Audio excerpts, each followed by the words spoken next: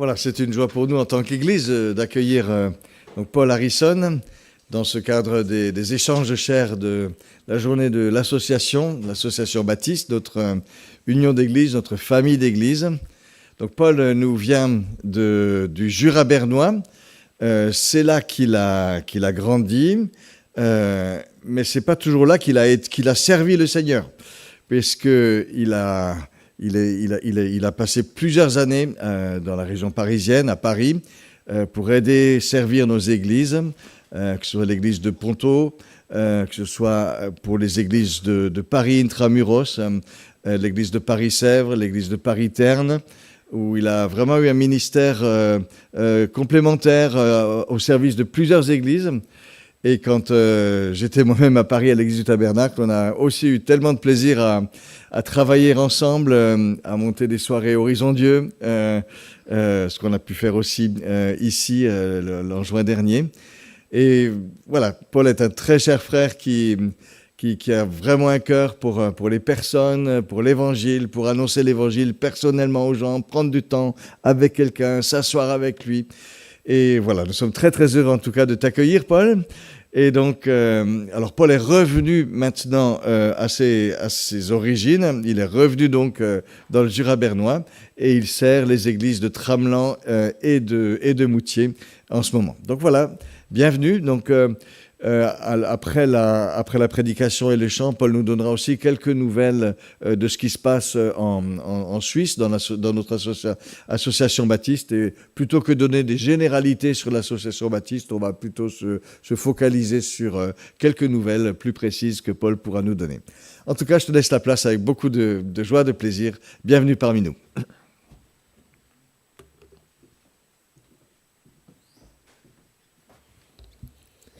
Merci beaucoup Thierry, merci à vous, mes frères et sœurs de Colmar. C'est une joie de pouvoir visiter cette église pour la première fois, sauf erreur, et de faire connaissance un peu avec vous. Il y a des visages connus quand même, que ce soit les camps de ski, les conventions ou autres rendez-vous.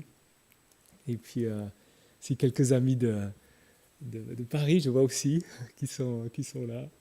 Donc, une joie de pouvoir être présent avec vous. Je vais prier avant de lire le texte que nous allons méditer ensemble, si vous le voulez bien.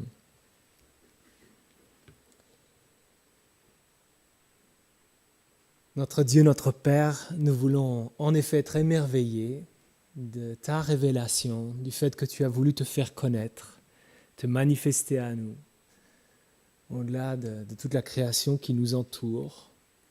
C'est bien par ta parole et d'une manière magistrale, par la venue de ton Fils, que tu as manifesté ta gloire. Et nous te prions, Père, que tu nous accordes par ton Esprit d'entendre ta parole et que cet Esprit nous permette de méditer ces vérités et que nos cœurs brûlent en pensant à cette révélation, à ce Fils qui a manifesté ta gloire. Que notre confiance soit placée en lui, en sa parole, pour la gloire de ton nom, en Jésus. Amen. Je vous invite à lire un texte qui se trouve dans le prophète Ésaïe, au chapitre 40. Nous allons lire les versets 12 à 31, Ésaïe 40.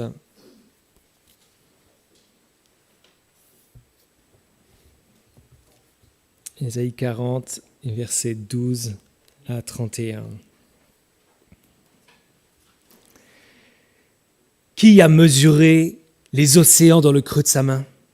Qui a fixé les dimensions du ciel dans une mesure et fait tenir toute la poussière de la terre dans un tiers de mesure ? Qui a pesé les montagnes à la balance et les collines à la bascule ? Qui a compris l'esprit de l'Éternel ? Et quel homme a été son conseiller pour l'instruire ? Avec qui a-t-il délibéré pour se laisser éclairer par lui ? Qui lui a appris le sentier du droit, lui a enseigné son savoir-faire et lui a fait connaître le chemin de l'intelligence ? Les nations sont pareilles à une goutte d'eau qui tombe d'un seau. Elles sont comme de la poussière sur une balance, et les îles comme une fine poussière qui s'envole. Et Les forêts du Liban ne suffisent pas à alimenter le feu de l'autel et ces animaux seraient en nombre insuffisant pour l'Holocauste. Toutes les nations sont réduites à rien devant lui. Elles comptent moins à ses yeux que le néant et le vide. À qui voulez-vous comparer Dieu ? À quelle représentation pourriez-vous le comparer ? C'est un artisan qui fond la statue, puis un orfèvre la couvre d'or, et il soude des chaînettes d'argent. Celui qui est trop pauvre pour une telle offrande choisit un bois qui ne pourrisse pas. Il sollicite les services d'un artisan assez habile pour fabriquer une sculpture sacrée qui ne soit pas branlante. Ne le savez-vous pas ? Ne l'avez-vous pas appris ? Ne vous l'a-t-on pas révélé dès le début ? N'avez-vous jamais réfléchi aux fondations de la terre ? C'est l'Éternel qui siège au-dessus du cercle de la terre. Ses habitants sont pour lui pareils à des sauterelles. Il déroule le ciel comme une étoffe légère. Il le déploie comme une tente pour en faire son lieu d'habitation. C'est lui qui réduit les dirigeants à rien, qui rend les juges de la terre pareils à du vide. Ils ne sont même pas plantés, même pas semés. Leur tronc n'a pas encore développé de racines en terre, qu'il souffle sur eux. Ils se dessèchent alors. Le tourbillon les emporte comme un brin de paille. À qui me comparez-vous pour que je lui ressemble ? Demande le saint. Levez les yeux vers le ciel. Regardez, qui a créé cela ? C'est celui qui a fait sortir les corps célestes en bon ordre. Il les appelle tous par leur nom. Son pouvoir est si grand, sa force si puissante, que pas un seul ne manque. Pourquoi dis-tu Jacob et pourquoi affirmes-tu Israël ? Ma situation échappe à l'Éternel, mon droit passe inaperçu de mon Dieu. Ne le sais-tu pas ? Ne l'as-tu pas appris ? C'est le Dieu d'éternité, l'Éternel qui a créé les extrémités de la terre. Il ne se fatigue pas, il ne s'épuise pas, son intelligence est impénétrable. Il donne de la force à celui qui est fatigué et il multiplie les ressources de celui qui est à bout. Les adolescents se fatiguent et s'épuisent, les jeunes gens se mettent à trébucher, mais ceux qui comptent sur l'Éternel renouvellent leur force. Ils prennent leur envol comme les aigles, ils courent sans s'épuiser, ils marchent sans se fatiguer. Jusqu'ici la parole de Dieu. Dans ces lignes, c'est un peu comme si Ésaïe prescrivait un remède au désespoir. Comment définir le désespoir ? Eh bien, voici deux définitions que j'ai trouvées sur le site du Centre de recherche nationale textuelle et linguistique. État de la conscience qui juge une situation sans issue. Grave état d'accablement dans lequel tombe une personne à la suite d'un excès de difficulté. Si on retenait la plus courte, état de la conscience qui juge une situation sans issue. Et si c'était bien un remède que cette parole nous adressait, un remède au désespoir de Judas, mais peut-être le mien, le vôtre, à qui s'adresse-t-il ?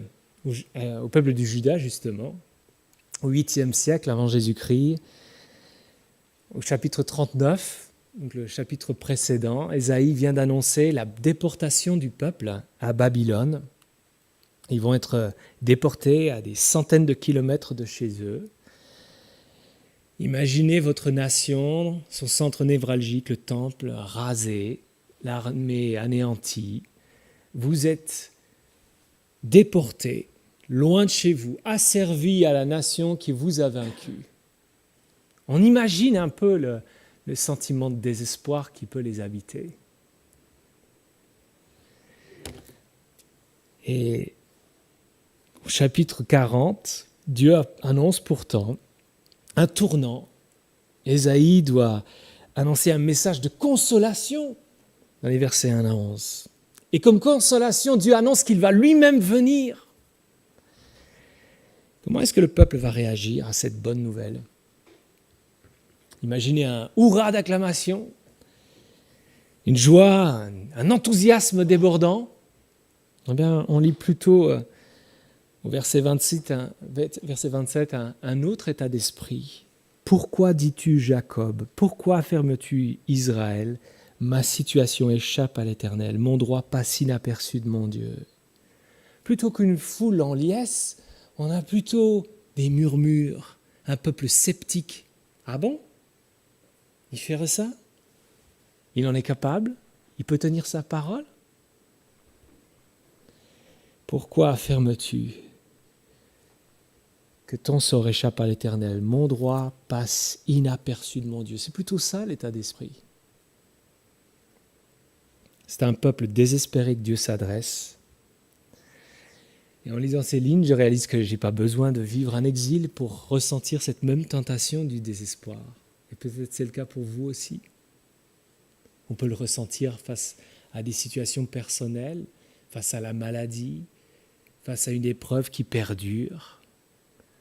Vous pouvez la ressentir aussi en pensant à des frères ou des sœurs qui vivent des épreuves dans la durée, des épreuves qui ne semblent pas s'arrêter malgré les prières, toutes les réunions de prière où cela a été évoqué. Vous pouvez le ressentir face à des personnes à qui vous avez envie de partager l'Évangile, mais qui de toute évidence semblent insensibles à cette bonne nouvelle. On pourrait ressentir ce désespoir aussi, tout simplement en pensant à une société qui nous verrait ici comme des has-been, des personnes qui sont dépassées et qui s'attachent tant bien que mal à une foi qui leur ferait du bien. On pourrait ressentir le désespoir. Quel est le remède? Il se présente ici sous forme de questions, de disputations. Vous l'avez entendu, par la récurrence des questions, 17 questions, comme pour être interpellé, une invitation à réfléchir. Et on va justement prendre comme plan, si vous le voulez bien, 2 questions. À qui voulez-vous comparer Dieu? Verset 12, verset 26 à 26. Et puis ensuite, pourquoi dites-vous que votre situation échappe à Dieu? On les trouve, ces questions, versets 18, 25, 27. On commence avec la première. À qui voulez-vous comparer Dieu? Une chose qui frappe avec ce texte, vous l'avez peut-être remarqué, c'est qu'Ésaïe fait recours à la comparaison. Et que faut-il penser de cette comparaison en disant que Dieu prend toute l'eau des océans dans le creux de sa main? Dieu n'est-il pas esprit? A-t-il un corps, de grands bras, de grandes mains? Non, on affirme que Dieu est esprit. Alors, est-ce que Ésaïe est en train de réduire Dieu en faisant recours à ces images? Il est plutôt, non pas de rabaisser Dieu, mais de nous permettre de réaliser que nos représentations de Dieu sont trop petites. C'est vrai, il utilise un langage humain, un anthropomorphisme pour décrire Dieu, mais pour nous permettre de réaliser qu'il est bien plus grand que ce que nous avons tendance à nous représenter. Avec la famille, on aime bien se rendre à la mer et imaginer la situation. J'avance vers la mer avec mes filles et je prends, alors que je me suis rendu dans l'eau, un peu d'eau dans le creux de la main et cette eau-là, je la jette sur le sable et je demande à mes filles, vous avez vu le niveau de la mer baisser depuis que j'ai jeté de l'eau sur le sable? Si elles ne me prennent pas pour un fou, c'est vous qui allez me prendre pour un fou. Ça n'a aucun impact. Et pourtant, quand il s'agit de Dieu, toutes les eaux des mers, des océans, on l'estime à 1,4 milliard de kilomètres cubes. Tout cela ne serait que un peu d'eau dans le creux de ses mains. À qui voulez-vous comparer Dieu? Pareil pour la terre ferme. Vous êtes dans votre cuisine en train de préparer une recette de crêpes peut-être, de bekaofa, je ne sais pas si c'est la recette du coin, mais vous êtes en train de cuisiner et vous repensez à ce passage ici. Il est question de mesure. Et vous avez vos tasses, vous avez vos cuillères, vous préparez votre recette de sucre, de farine. Et vous repensez ici à ce texte.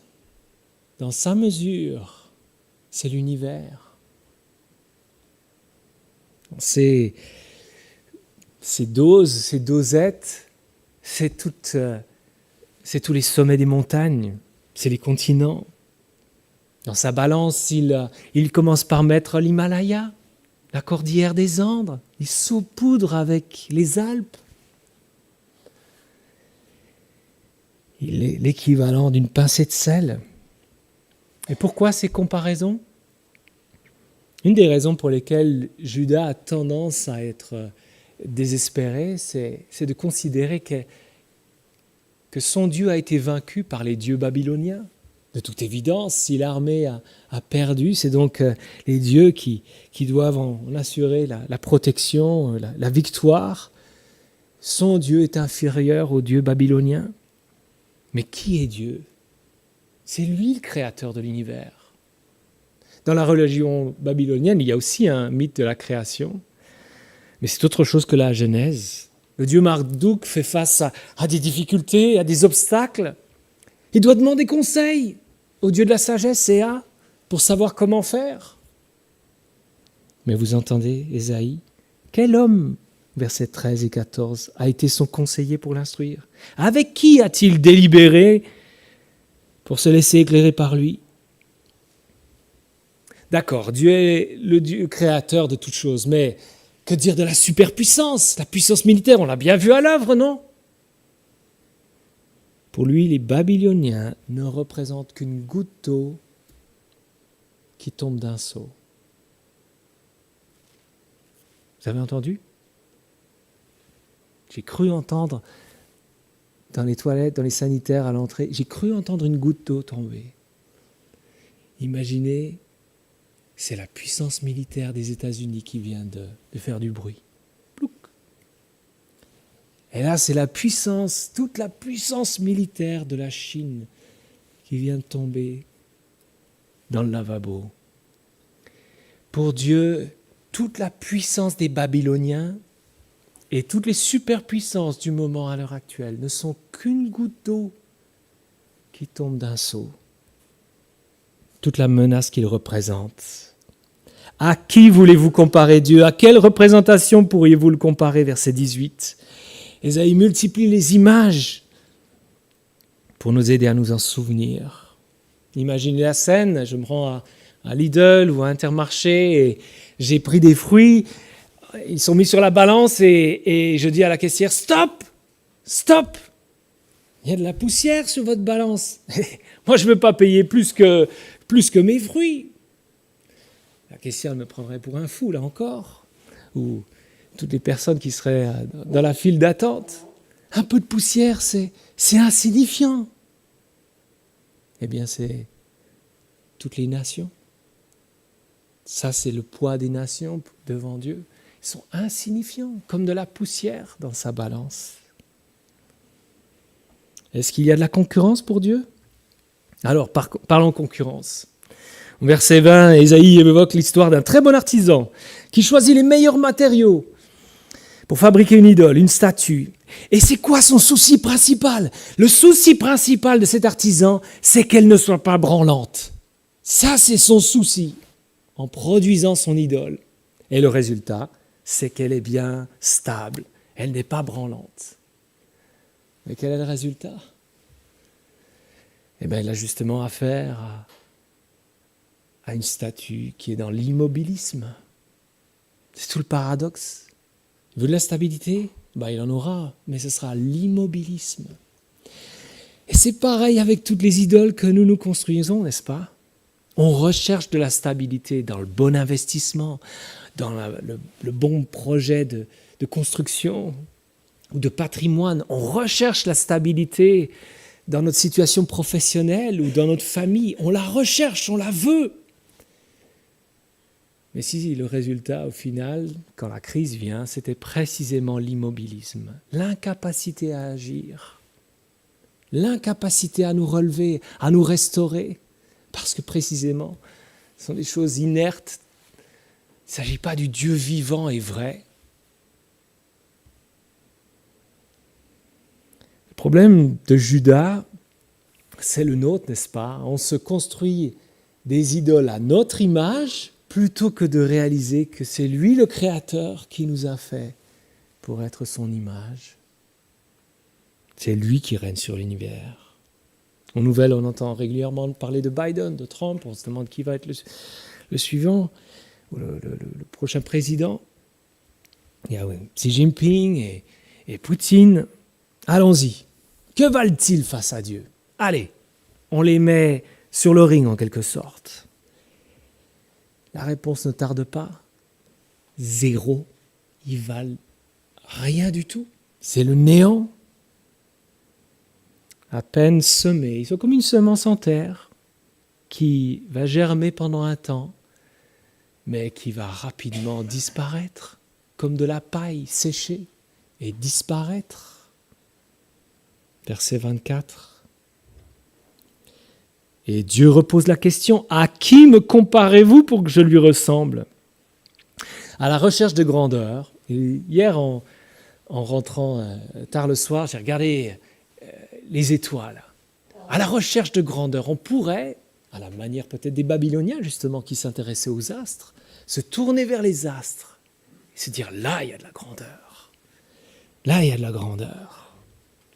Faisons un petit exercice. Est-ce que vous seriez capable de nommer les planètes de notre système solaire? Ah, ça remonte aux années d'école, non? Est-ce que vous pourriez les nommer? On essaie?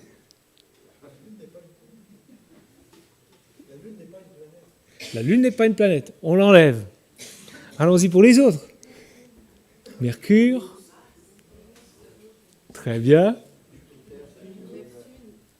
On y arrive. Mais c'est pas avec la plus grande rapidité qu'on viendrait chacun personnellement à citer toutes les planètes, n'est-ce pas? Je me trompe ou en tout cas, moi, j'ai déjà un peu de peine à les aligner. Et on parle là de 8 planètes. 8 planètes. Alors que pour les étoiles, on n'arrive pas à les compter. On en est à des centaines de trilliards, mais on ne peut pas donner de chiffres qui tiennent la route. Et il est affirmé ici que Dieu connaît toutes les étoiles par leur nom. Et on a un souci avec 8 planètes. Qu'est-ce qui fera obstacle à la promesse de sa venue? Un souci de puissance, un problème de grandeur. À qui est-ce qu'on compare Dieu? Quand il s'agit d'une épreuve qui perdure, on serait tenté, c'est vrai, de désespérer. Face à une maladie, face à une injustice au travail, une relation difficile, on serait tenté de désespérer. On a une situation d'un frère ou d'une sœur et la détresse est palpable, l'angoisse. On serait tenté de désespérer. Quand on a à l'esprit des personnes qu'on aimerait voir venir au Seigneur, à qui on a partagé l'Évangile, pour qui on a prié peut-être pendant des années, on serait tenté de désespérer. Mais c'est oublier qui est Dieu, qui il est lui. Personne ne peut se comparer à lui. Et les comparaisons sont précisément là pour nous aider à le réaliser. D'accord, ce n'est pas un problème de puissance, de grandeur. Mais il y aurait peut-être d'autres raisons pour lesquelles on pourrait douter de la promesse de Dieu. Il y a peut-être d'autres raisons. Et on passe au deuxième point. Pourquoi dites-vous que votre situation échappe? J'ai loupé quelques images. Voilà les planètes. Pourquoi dites-vous que votre situation échappe à Dieu? Mon sort échappe à l'Éternel. C'est la question d'Ésaïe, ici. Et on a peut-être des suggestions de réponse. Je vous en donne quelques-unes. Parce que ça fait trop des années que ça dure. Parce que ma situation est hors de sa portée. Parce qu'il ne saisit pas ce que je vis. Parce que je suis à bout de force. On pourrait imaginer. Et en fait, Ésaïe semble anticiper les réponses à cette question. Pourquoi dites-vous? Moi, j'ai des réponses. Et si on parcourait ces éléments, ces réponses anticipées en quelque sorte d'Ésaïe. Ésaïe semble, dans ces versets, y faire référence. Et la première réponse qu'on pourrait donner, c'est parce que ça fait des années que ça dure. Vous avez peut-être quelque chose de présent à l'esprit aujourd'hui, une maladie ou une souffrance, parce que ça fait des années que ça dure. Et c'est pour ça que je peux considérer que mon sort échappe à l'Éternel. Mais au verset 28, ne le sais-tu pas? Ne l'as-tu pas appris? C'est le Dieu d'éternité. Entre Dieu d'un côté et ses ennemis de l'autre, qui va aller jusqu'au bout dans l'histoire? Qui va durer? Les ennemis vont disparaître les uns après les autres, quels qu'ils soient, quelle que soit la nature de cette épreuve. Elle va disparaître. Elles vont disparaître les unes après les autres. Mais Dieu sera toujours là parce que c'est lui le Dieu d'éternité. Est-ce que Dieu va arriver en retard? Est-ce qu'il va manquer de temps pour intervenir? Cette promesse d'Ésaïe, de sa venue, Ésaïe 40, elle est reprise par les évangiles, au début en particulier, parce qu'on voit Jean-Baptiste venir sur le devant de la scène, et il annonce cette venue du Seigneur. Elle a pris du temps, n'est-ce pas? Elle a pris des siècles entre l'annonce d'Ésaïe, elle a pris des siècles, mais il ne sera pas dit que Dieu a été en retard. Souvenez-vous d'un Siméon, d'une Anne, qui attendait l'un la consolation d'Israël, l'autre la rédemption. Et tous les deux ont pu voir au bon moment, alors qu'ils étaient âgés, ils ont pu voir la promesse s'accomplir. Dieu n'est pas arrivé en retard. Et ce sera pareil pour nous. Il ne sera jamais dit que Dieu sera en retard. L'accomplissement peut prendre du temps à l'échelle humaine, mais c'est le Dieu d'éternité. Il accomplira sa promesse. Pourquoi dites-vous que votre situation échappe à Dieu? Parce que ma situation est hors de sa portée. Ce serait tentant pour Judas de considérer que là, à des centaines de kilomètres de chez eux, ils sont hors de sa portée. Imaginez une situation où vous seriez à des milliers de kilomètres de chez vous, lors d'un voyage, et tout à coup vous êtes victime d'un accident ou saisi par un malaise. Vous pourriez vous sentir bien fébrile à des centaines ou des milliers de kilomètres de chez vous, dans un autre système de santé, et avec la précarité de la situation. Mais verset 28, « L'Éternel est celui qui a créé les extrémités de la terre. » Ce n'est pas une question de distance. Il est l'auteur, il est présent, omniprésent. C'est lui qui a créé les extrémités de la terre. C'est vrai géographiquement, c'est vrai spirituellement. Il n'y aura pas de zone où Dieu ne peut pas intervenir, hors de sa portée.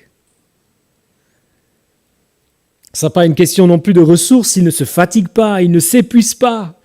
Pourquoi dites-vous que votre situation échappe à Dieu? Comme troisième réponse, on pourrait dire parce qu'il ne saisit pas ce que je vis. Il ne voit pas ce que je vis, il ne comprend pas ce que je vis. Mais son intelligence est impénétrable. Prenez l'expression qu'on utilise parfois pour décrire quelqu'un de très intelligent. On dit que c'est un puits de science. Imaginons que ce puits représente Dieu. On va au bord du puits, on lâche un caillou et on attend le moment où on va entendre l'impact du caillou au fond du puits. On va attendre longtemps. On va attendre très longtemps. Son intelligence est impénétrable. Pourquoi dites-vous que votre situation échappe à Dieu comme un cri qui vient du cœur? On pourrait dire, mais parce que je suis à bout de force, j'en peux plus.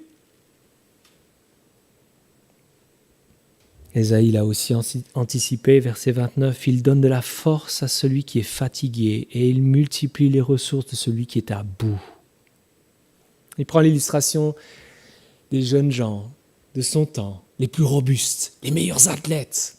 Allez, dans notre génération, prenons les meilleurs, Kevin Mayer, Mbappé, Teddy Riner, les meilleurs soldats, l'élite de l'armée française, les mieux formés. C'est à eux qu'Ésaïe a fait allusion au verset 30. Même les meilleurs ont des limites. Même les meilleurs se blessent, se fatiguent. à terme doivent prendre leur retraite, même les meilleurs. Et par contraste, verset 31, ceux qui comptent sur l'Éternel renouvellent leur force. Ceux qui comptent sur l'Éternel, qui placent leur confiance dans l'Éternel, renouvellent leur force. Ce ne sont pas les athlètes, vous n'êtes pas ces athlètes, je ne suis pas ces athlètes, je ne suis pas cette élite, membre de cette élite, mais la description de cette catégorie qui renouvelle leur force, renouvelle sa force, ce sont ceux qui comptent sur le Seigneur, non pas en nous-mêmes, non pas dans nos ressources, on est conscient, on est bien incapable, mais c'est bien en comptant, en plaçant notre confiance en Dieu. Pareil, dans chacune des situations évoquées, ça ne se fera pas sur la base de nos ressources. Même les meilleurs d'entre nous, on fléchirait, on trébucherait. Nous ne sommes pas capables de vaincre notre égocentrisme, de ne pas retomber dans notre péché. Nous ne sommes pas capables de sortir quelqu'un d'une épreuve, de sauver quelqu'un par nous-mêmes. Et paradoxalement, c'est en renonçant à cette prétention-là et en nous détournant de nos idoles, en plaçant notre confiance en Dieu, que se trouve un espoir. Et notez qu'Ésaïe reprend une image qu'on avait presque oubliée, l'image d'un aigle. Dans la sortie d'Égypte, l'Exode, Dieu utilisait cette image pour décrire cette sortie d'Égypte comme un aigle qui avait porté ses petits. Ici, on retrouve l'aigle, mais pour parler de ceux qui justement renouvellent leur force, reprennent un envol. Et on a peut-être de la peine à croire encore à ça. On a peut-être de la peine à croire que des forces peuvent être renouvelées alors qu'on est à bout. Alors prenons un homme. Prenons un homme qui a été roué de coups, qui n'a pas la force de porter la croix sur laquelle il va être crucifié. Il manque d'eau, il manque de tout. Il est dans l'angoisse, violemment mis à mort. Et dans son agonie, il crie « Mon Dieu, pourquoi m'as-tu abandonné ?» En le faisant, pas de trace d'égocentrisme, pas de trace d'incrédulité, c'est bien à Dieu qu'il crie. Est-ce que la promesse est vraie pour lui ? Est-ce qu'elle est vraie pour lui ? Avec une telle mort, on pourrait en douter, n'est-ce pas ? On pourrait douter de la véracité des promesses de Dieu évoquées dans ces versets. Mais vous connaissez la suite, n'est-ce pas ? Son cœur s'est remis à battre. Il s'est relevé.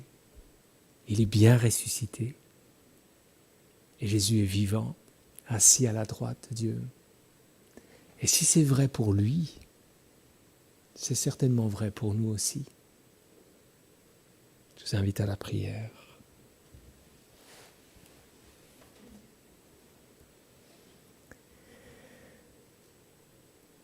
Notre Dieu, notre Père, nous voulons nous laisser interpeller par ces questions, ces comparaisons. Père, tu vois combien si facilement, face à des épreuves, des difficultés, nous avons tendance à abandonner ou à avoir un sentiment de désespoir. Accorde-nous une vision renouvelée de qui tu es. Merci de nous accorder par ce texte de réaliser une fois encore que tu es bien plus grand que nos meilleures représentations. Accorde-nous, Seigneur, de voir que tu te soucies bel et bien de nous, que dans ton amour tu es allé aussi loin que la mort de ton Fils pour nous sécuriser. Tu es bel et bien venu en la personne de ton Fils. Et c'est en pleine confiance que nous remettons notre présent et notre avenir. Au nom de Jésus et pour ta gloire. Amen.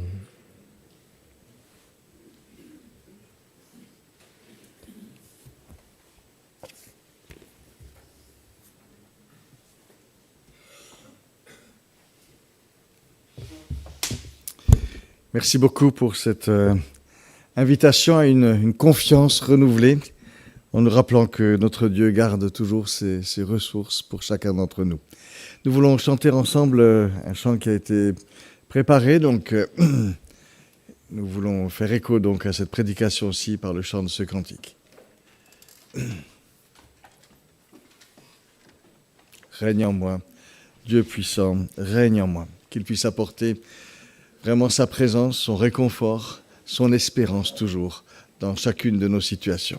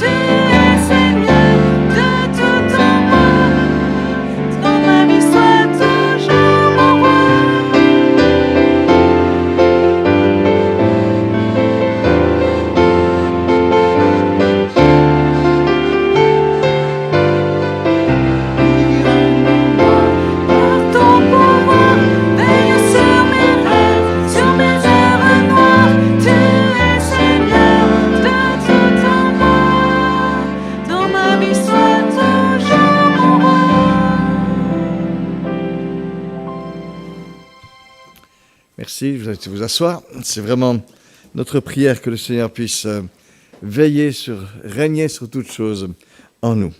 Merci beaucoup Paul pour ce message qui nous encourage à la confiance, à toujours regarder devant. Je te permets de revenir maintenant pour donner quelques nouvelles un peu des choses qui se passent dans la région du Jura bernois en Suisse, où tu sers le Seigneur avec plusieurs autres. Alors, je vais essayer d'évoquer l'un ou l'autre élément.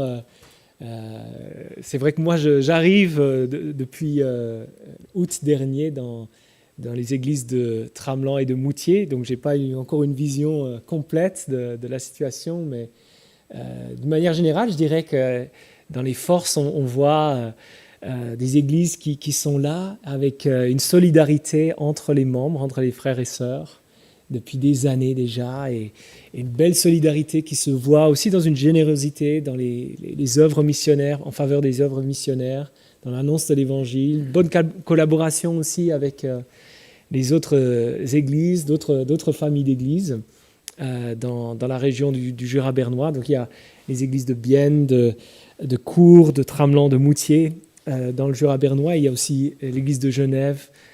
Et on va se retrouver pour une rencontre interconseil en début mars, par exemple. Et il y aura d'autres projets en commun, peut-être dans les défis que je vois, et ce sera justement l'objet d'une journée régionale qu'on prépare à Moutier. Un des constats, et je ne l'avais jamais réalisé en grandissant moi-même dans l'église de Moutier, c'est qu'au moment où l'église a démarré, il n'y a que très peu de personnes qui se sont tournées vers le Seigneur sans faire partie d'une famille chrétienne au départ. Et il y a des familles chrétiennes qui ont composé cette église au départ, des familles solides qui se sont engagées. Il y a aussi des familles chrétiennes ou des individus chrétiens ont rejoint l'église, mais relativement peu. Et en fait, on n'a pas pu dépasser les doigts d'une main pour parler de personnes qui se sont tournées vers le Seigneur durant ces dernières décennies. Et c'était aussi la question soulevée par Daniel Lichty, peut-être que vous connaissez, qui est venu pour une rencontre avec les conseils de la région. Il a posé cette question-là.